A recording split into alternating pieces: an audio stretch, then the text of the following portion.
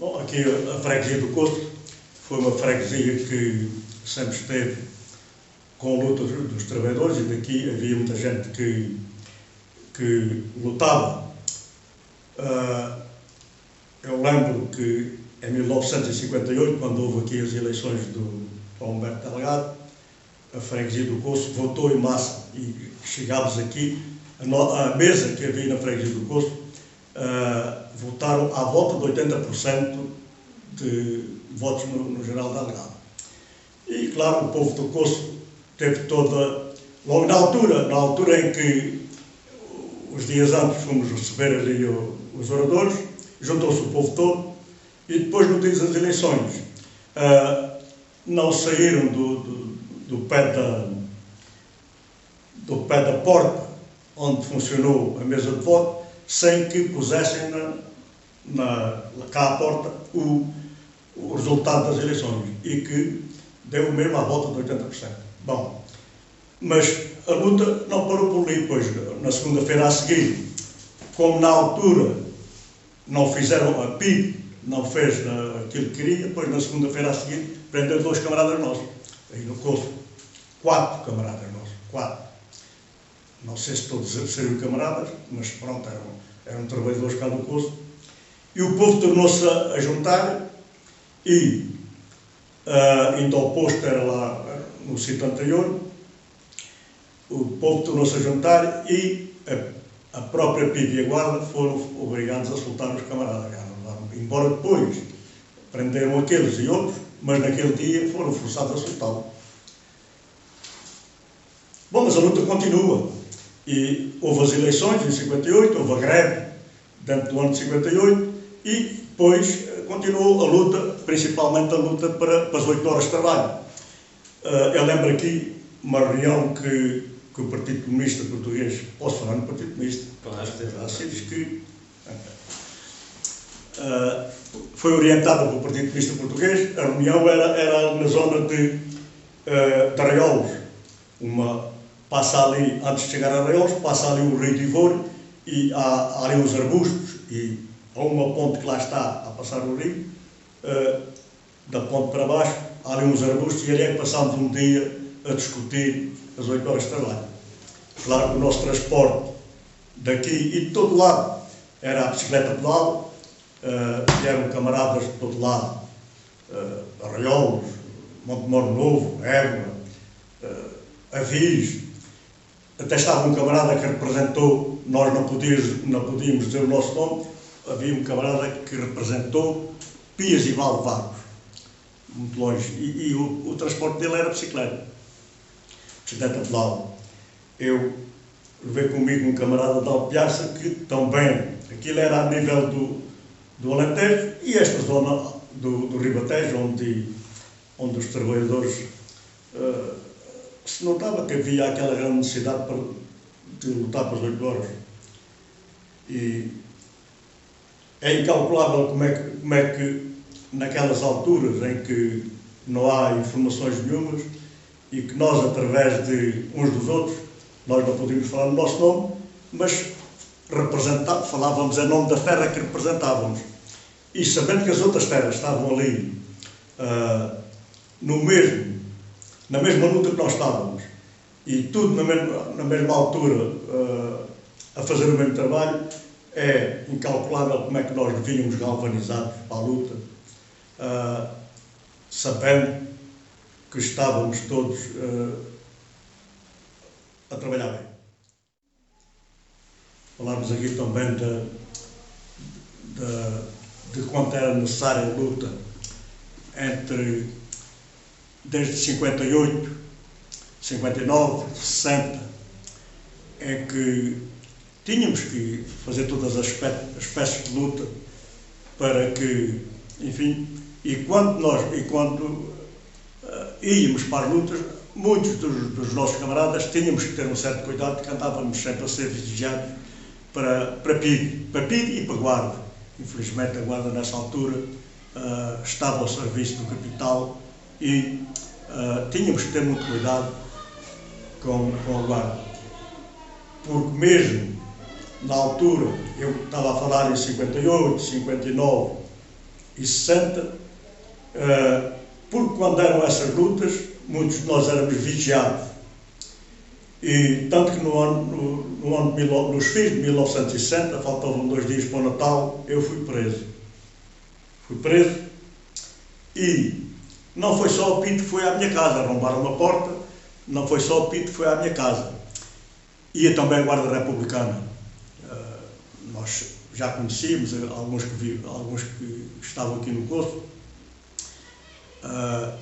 faziam-se acompanhar a Pinto, fazia-se acompanhar da Guarda Republicana. E quando,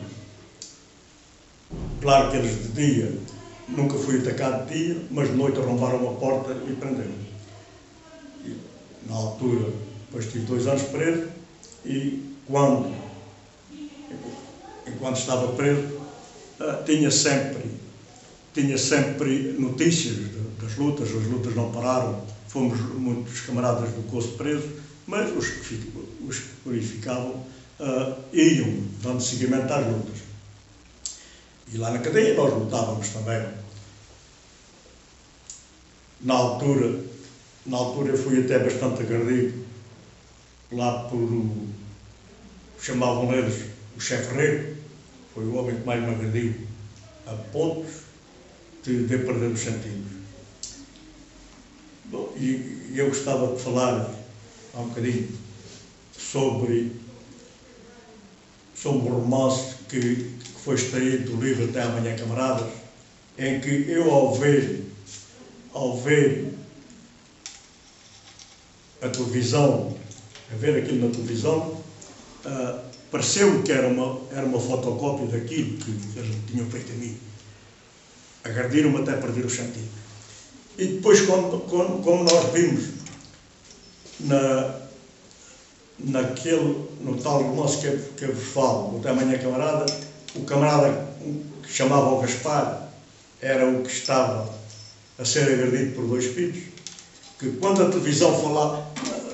televisão mostrava a imagem de mais perto, já não sabia muito bem se o homem estava morto ou se estava vivo. E eu, na altura, só não vi foi como é que tinha a minha cara quando eles me agrediram. Mas, mais de resto, sei que quando dei por mim, estava deitado no chão de costas, com muitos espíritos ali à minha volta, e comecei a ouvir um dizer assim: o gajo está a reagir, o gajo está a recuperar. E eu comecei a ouvir e estava num pata branca, tal qual como vimos no Até Amanhã, Camaradas. E os outros diziam para ele: ó, Sr. Doutor, ele está a reagir, ele está a melhorar. Portanto, isto é algumas dicas aqui para saberem o que é que para muitas pessoas pensam que isto é algum filme, que é como nos cinemas, como se dizia antes, mas isto é extraído de uma realidade que passou aí por povo, principalmente aqui o povo do Coço, falando do tempo da prisão, e falando do quadradinho que nós temos ali na nossa junta de freguesia. Há por aí muitos agora que dizem que agora vamos esquecer o passado e vamos mais falar no futuro. Mas não é bem assim. Para que o futuro seja mais bem perspectivado, temos que levar em conta o passado. Ou então íamos esquecer o passado. E relacionado ainda com aquele quadradinho que temos ali. Eu penso que, e falando da grande solidariedade, eu ia falar sobre o quadradinho, porque representa 200 anos de cadeia do povo do Coço, e queria também falar sobre o aspecto da solidariedade. É que uns estavam presos, eram apanhados para pido, mas havia muita solidariedade nessa altura com o povo, entre as pessoas que cá ficaram e os presos. Eu não sei se teria acontecido alguma vez, acho que não, pelo menos da minha parte, ser visitado por os familiares e por pessoas amigas, que não fosse lá na encomenda uma lembrança ou das vizinhas, ou principalmente de pessoas amigas e até dos comerciantes aqui do curso que tiveram um grande trabalho, tiveram um trabalho muito positivo sobre isso. Eu fazia aqui até uma comparação que os que estávamos presos eram os que estávamos lá na frente da batalha, mas cá por trás tínhamos muitas pessoas que nos ajudavam a viver, a passar o tempo melhor, utilizando a solidariedade.